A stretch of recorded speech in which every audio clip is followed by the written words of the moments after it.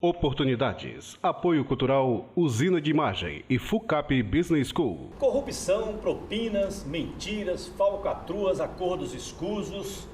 Olá, o programa Oportunidades está começando. Eu estou citando essas palavras porque é o que a gente tem recebido de bombardeio de informação nos noticiários e também nas redes sociais. A pergunta que eu faço é como as crianças e os jovens estão absorvendo essas informações. O que eles estão aprendendo? E como pode ser o futuro dessa geração a partir do momento que eles recebem essas informações?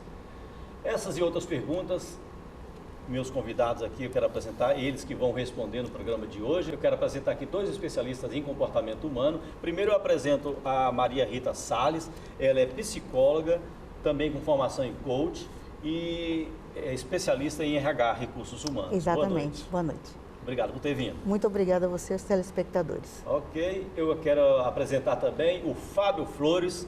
Fábio Flores, muita gente conhece ele como humorista, mas também, para quem não conhece, Fábio Flores, ele é um educador, consultor em PNL, programação neurolinguística e com formação em coach. Tudo bom, Fábio? Tudo ótimo, grato novamente pelo convite. Obrigado por ter vindo hoje aqui, tá? É uma satisfação sempre. Pois é, a ética, moral e também sobre a corrupção, o que os jovens estão aprendendo, como eles estão assimilando essas informações para garantir o futuro deles. O programa Oportunidades está começando.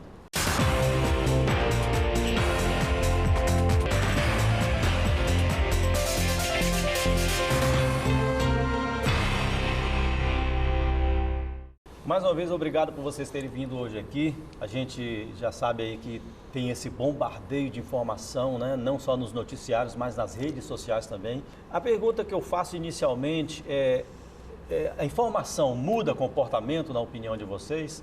Esse tipo de informação pode mudar comportamento futuro? Posso começar? Pode, sim. Então, a informação ela sempre impacta e ela pode ser uma possibilidade de mudança assim, de comportamento. Ainda ontem eu falava à noite, numa sala de aula, que para os alunos, 73 alunos, que na década de 60 e 70 nós não tínhamos informação. Né? E hoje eles têm literalmente a informação na palma das mãos. E o que eles têm feito com essa informação? Então, assim, a informação, ela sim impacta e ela sim colabora bastante para a mudança de comportamento. Vai depender de algumas decisões, né? Como o que nós estamos vivendo agora. Na minha concepção, o que nós estamos vivendo não é de nenhuma forma ruim, não é negativo, muito pelo contrário. Né? É um despertar de percepções sobre o que de fato acontece nos bastidores, como esse nosso aqui, né? E que as pessoas podem decidir a partir daí que tipo de sociedade elas vão construir. Então essa geração, eu diria que ela está com a faca e o queijo nas mãos. Né? Eles podem decidir se eles vão continuar esse tipo de conduta se querem fazer obscura, parte ou não. Exatamente, ou se eles querem modificar a relação que eles têm com a nossa cultura, se eles querem modificar essa nossa cultura, que é tradicional, de corrupção, que vem desde a colônia. Essa é a minha opinião. Ok. Fábio, você também pensa assim? Você acha que informação muda comportamento, qualquer tipo de informação? Sim, como a Maria Rita colocou, é uma geração que tem a faca e o queijo na mão. Talvez precise de algo além da faca e o queijo, que seja até mais importante, que é a fome. A fome de degustar essas informações. O volume de informação é infinitamente maior, o acesso à informação hoje ele é muito maior, mas a informação ela começa a transformar a atitude na medida em que ela vira ferramenta. Ou seja, o que eu faço com essa informação que eu recebi? Então você tem algumas instâncias de transformação de informação em ferramenta. Eu acredito que a mais importante delas é a escola. E a escola tem esse papel, sabe, de mostrar o quanto aquela informação pode ser transformadora e provocar essas mudanças. E eu vejo um cenário esperançoso nesse sentido, porque os estudantes, de posse dessas informações, de posse dessa possibilidade de transformar a informação em ferramenta, eles estão educando os pais. Eu tenho uma história particular, e eu não posso citar o nome, um político daqui do Espírito Santo, que se candidatou na última legislatura a deputado federal. Ele no último dia, ele foi orientado pelos... Ele era um candidato de primeira viagem. E ele foi orientado pelos seus assessores, pelos seus marqueteiros, que uma estratégia funcional seria derramar muito panfleto perto das zonas eleitorais. Que as pessoas chegavam à urna sem saber em quem votar. Então, podiam pegar o papel dele, porque era um papel colorido e tal, não sei o quê. E ele começou a derramar. Ele foi com o filho dele. O filho dele, na hora que viu aquele gesto, falou: pai, você está fazendo isso mesmo? Você vai sujar a rua toda. Aí ele falou: não, mas todo mundo está fazendo. Ele falou assim: você não é todo mundo, você é meu pai. Ele desistiu da estratégia ali, naquele momento. Ou seja, o filho educou o pai. Então, nesse ponto eu vou discordar do Fábio, que atribui à escola essa construção, formação de caráter. No que ele demais citou, eu concordo. Mas eu ainda fico fixada na condição da família, porque a família ela passa muito mais tempo com o indivíduo, né, para formar o caráter desse indivíduo do que a escola. A escola eu fico com meus alunos no máximo 3 horas, digamos, no máximo. E aí o que acontece? Na sala eu tenho hoje uma série de empecilhos que eu não posso, né, falar qualquer coisa que venha constranger, ou ofender, ou simplesmente sensibilizar alguma pessoa. Então, os professores hoje, eles estão, de uma certa forma, extremamente limitados na educação. Eu lembro que lá na década de 60, a professora Estela, lá em Ilhéus, ela já faleceu, ela corrigia os alunos. Ah, você concorda ou discorda dessa questão de correção? Para mim foi bom, né? Hoje talvez não sirva mais. Mas ela me corrigia, ela falava: está errado, essa letra não está boa, seu caderno está sujo. Então, eu fico com a família nessa construção de caráter dessas crianças. E que bom que essa criança já tem esse discernimento. Né? Eu vou te dar um contraponto aqui. Você falou: passa 3 horas com o aluno à tua frente. Que pai passa 3 horas na frente do filho hoje, sem o intermédio de tecnologias? Muito bom seu contraponto. Então, ainda que sejam só 3 horas, são 3 horas, é muito mais tempo que muitos pais hoje passam com os filhos. Isso é uma chamada de atenção para os pais. É verdade. Vocês falaram assim que os jovens hoje estão com queijo, a faca na mão, a fome também, né? De conhecimento. Agora, a gente sabe que os jovens, em sua maioria, eles são idealistas, né? Vendo essas informações negativas, eu chamo de informações negativas, essas informações sobre corrupção, propinas, quem está sendo bombardeado o tempo inteiro, o encantamento desse idealismo pode acabar, não?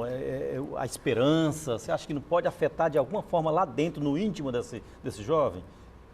Muita esperança demais, não? Se você partir da premissa da psicologia no desenvolvimento humano, o jovem é um tempo de transição, como chega aos nossos 40 também. Muitas mudanças, é um segundo momento. Hormônios. Então, são muitas mudanças, muitos hormônios. Pela natureza dele, ele já é rebelde. Isso é um bom aspecto, né?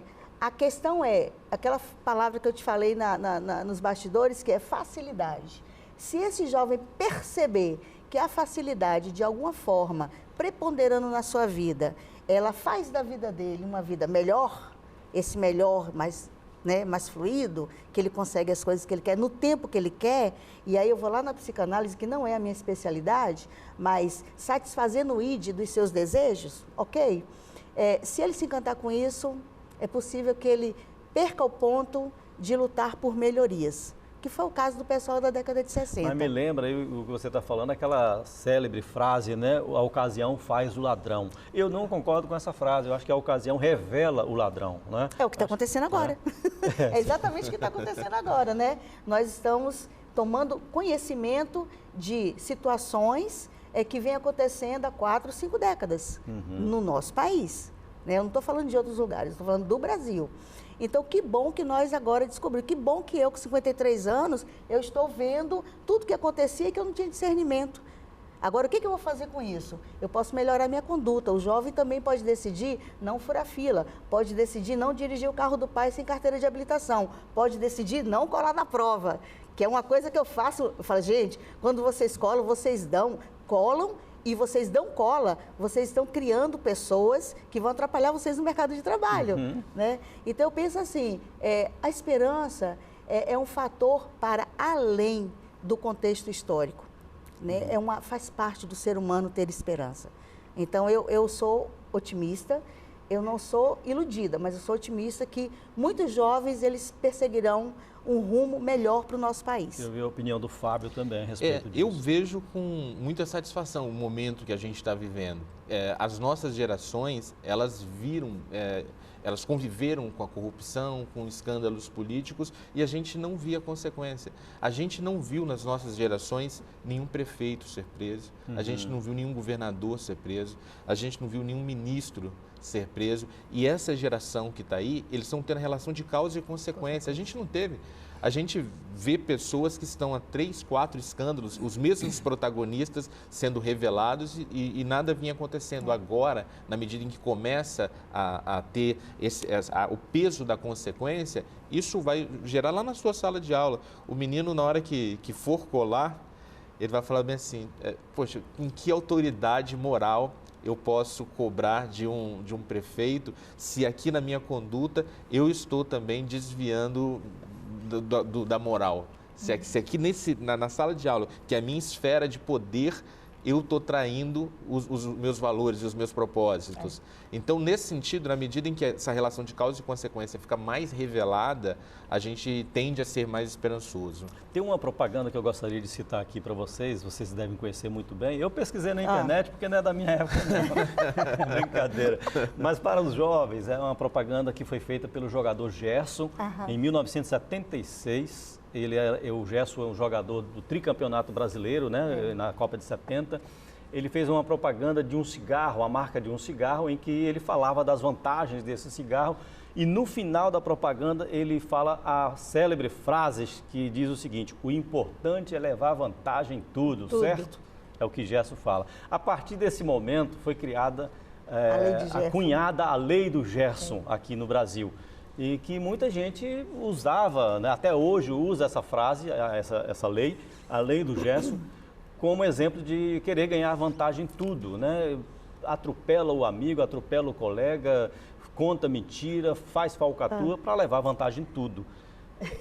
Eu estou fazendo essa alusão desse comercial, que o Gerson já numa entrevista disse que se arrependeu profundamente de ter feito esse comercial, até mesmo por ser jogador, fazer propaganda de cigarro.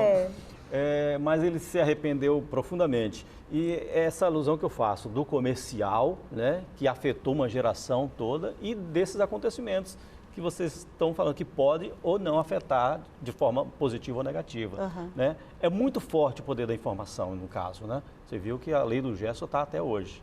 Se nós formos retomar a questão da história, lá na época colonial, e depois império, e depois república, e depois ditadura, e agora o que a gente chama de democracia, isso é constante. Né? A corrupção, o estado da corrupção no nosso país é tradição. Então, assim, as pessoas, elas expressam a questão da lei de Gerson, né? É importante levar vantagem.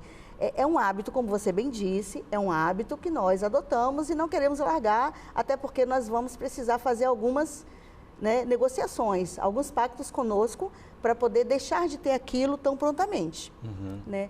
Mas, como Fábio, eu sou esperançosa de que as pessoas tenham um discernimento e reflitam sobre, nossa, eu posso mudar isso aqui, eu posso mudar. Né? Porque o político não é corrupto.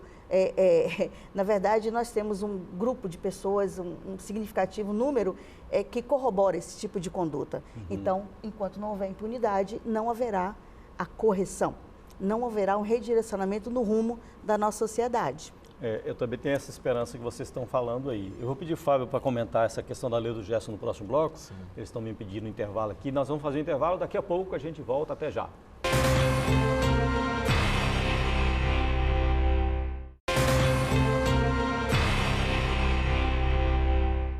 Estamos de volta com oportunidades, falando hoje sobre o que os jovens, o que as crianças e os jovens estão aprendendo com esse bombardeio de informação nos noticiários e nas redes sociais sobre corrupção, propinas, mentiras, falcatruas, acordos escusos.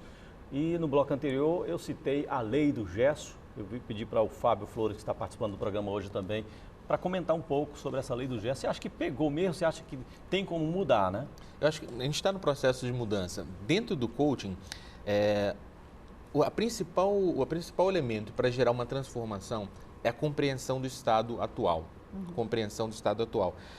Quando você está tá vivendo em looping e você não consegue ter clareza sobre o que você é agora, você não vai conseguir traçar um caminho até o estado desejado. Quando a gente começa a ter clareza, a clareza dói. Quando você começa a se reconhecer nas suas limitações, nas suas fragilidades, nos pontos a serem melhorados, isso inicialmente dói. Mas é o caminho que vai te levar a esse estado desejado. Você tem que clarear isso aqui. Que a dor seja útil, né? E está sendo. É assustador? É. Não tem como negar que não. Você todo dia que abre um jornal, uma página na internet, assiste um telejornal e você vê nomes sendo relevados, práticas, e as pessoas quando vão prestar delação, revelam seus crimes sorrindo, sabe? Como se aquilo efetivamente não doesse, que fosse uma prática comum, como a lei do Gerson. Aquilo causa indignação, mas é o caminho da transformação. A partir dali a gente tem a possibilidade. Os adolescentes, eles tomam um remédio muito pesado, eu não vou citar o nome do remédio, é um remédio muito pesado para tratar espinha do rosto.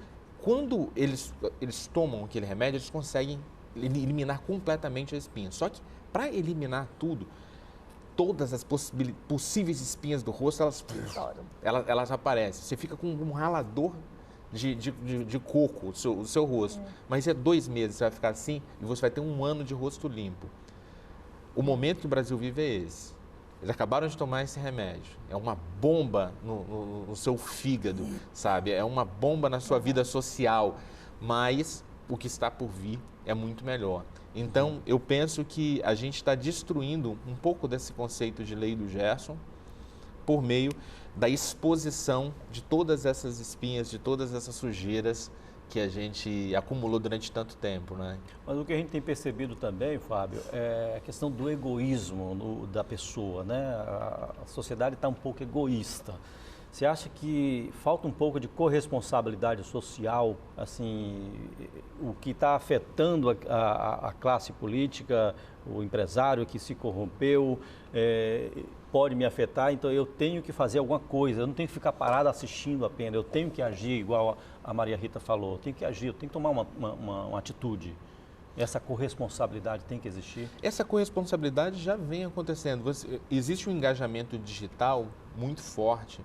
Você vê que boa parte das manifestações que ocorreram ao longo desse período, elas foram construídas de maneira corresponsável entre jovens, entre adultos, entre idosos, de uma geração que está se conectando e trazendo essas respostas, mostrando indignação também nas redes e nas ruas. Então, eu penso que a gente já está nessa fase, sabe? Deixa eu aproveitar mais a presença de vocês, principalmente da Maria Rita, que é psicóloga. A gente está falando muito dos jovens aqui, eu queria falar um pouco também das crianças que estão absorvendo essas informações. Ou criança que está com o pai ou o avô envolvido nesses noticiários, né? Como que a gente tem que trabalhar essa criança? Dizer o que está acontecendo ou esperar que ela pergunte? Porque a criança está lá na mesa, papai, você é ladrão? Vovô, você é ladrão? Né? É estranho, né? Eu fico imaginando o quanto deve ser constrangedor para uma família, né, ver o pai, o esposo, exposto na televisão e diante de tanta falcatrua. Mas veja bem, eu vou lembrar aqui da época que eu comecei a fazer estágio, tem 3 décadas que eu formei, e eu fui atender crianças. E aí, quando eu atendia crianças, por tabela eu atendia os pais. Sim. Né? Então, assim, eu observava bastante que o que aquela criança me trazia era um espelhamento da conduta dos pais na vida cotidiana. E aí eu ficava curiosa, eu falava, gente, mas eu estou me sentindo incapaz, porque como que eu vou trabalhar essa criança se ela saindo daqui, ela volta para aquele ambiente doente, né? Então, assim, se, Guilherme, na nossa casa, roubar, mentir, se apropriar do patrimônio, né, público, se isso for comum, se isso for naturalizado, essa criança ela já se desenvolve achando que aquilo é normal.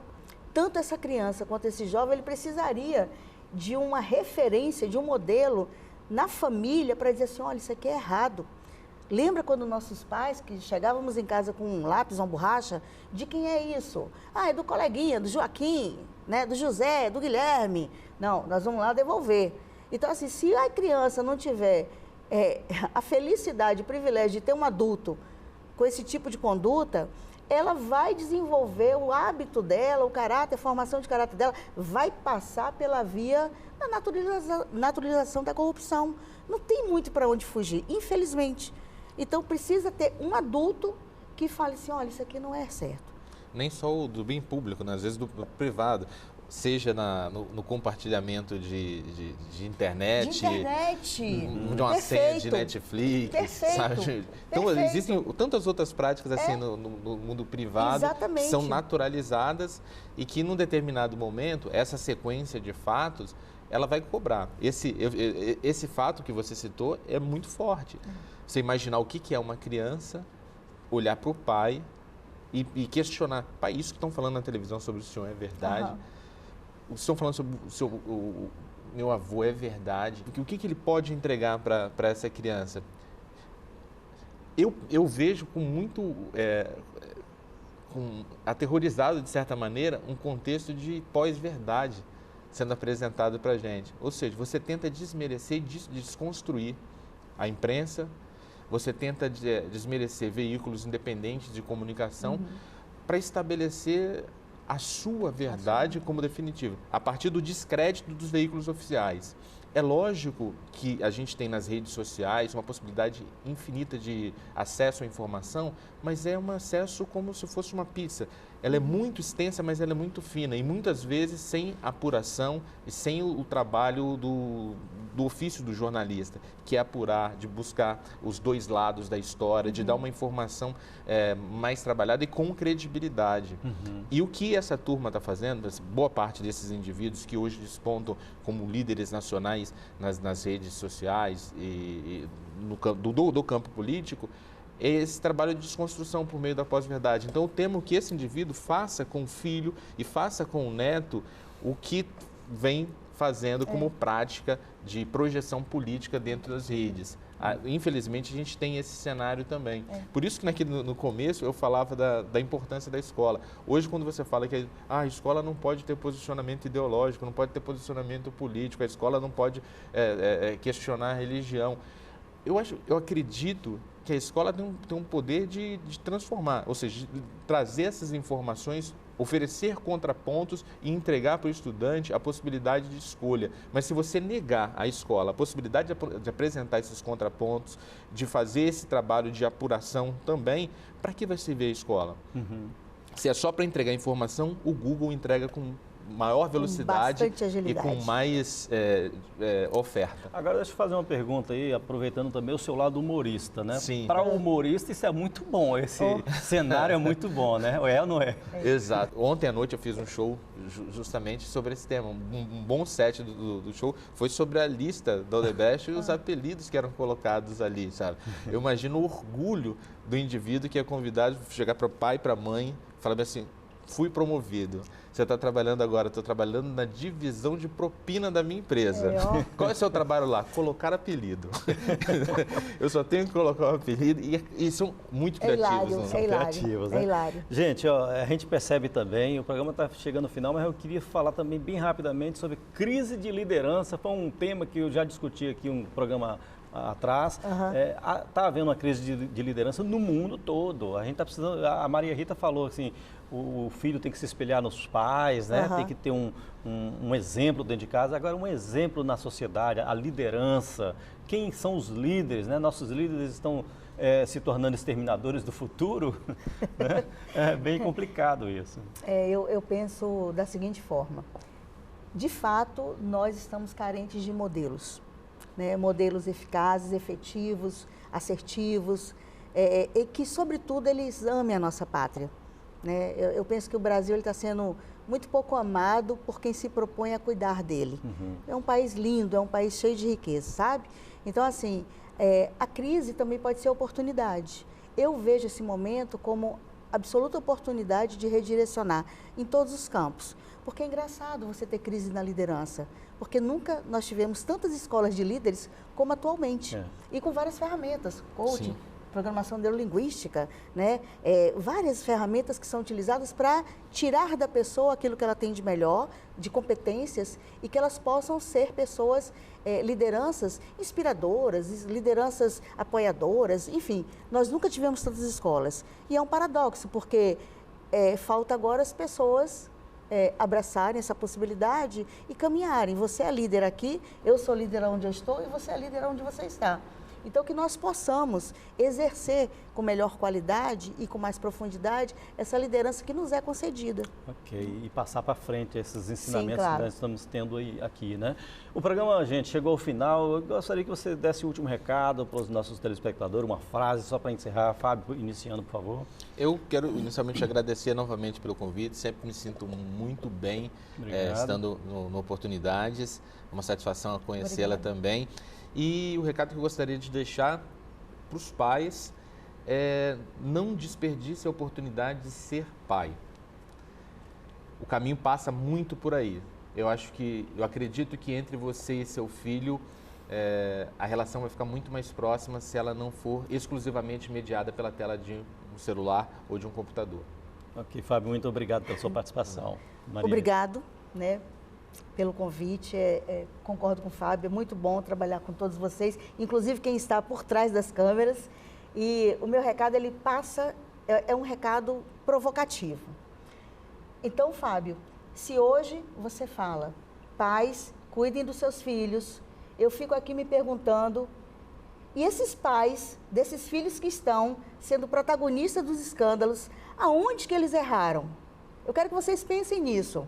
Aonde que esses pais de mais de 580 pessoas que estão num espaço limitado e os outros espalhados por todos os estados da União, aonde que eles erraram na educação de vocês? Okay. Essa é a minha provocação. Deixou a provocação no ar. Muito obrigado, Maria Rita, também pela sua participação. Obrigado a vocês dois. Agradeço também a audiência do telespectador. Espero que vocês tenham gostado do programa de hoje. Semana que vem a gente volta com outro assunto. Até lá.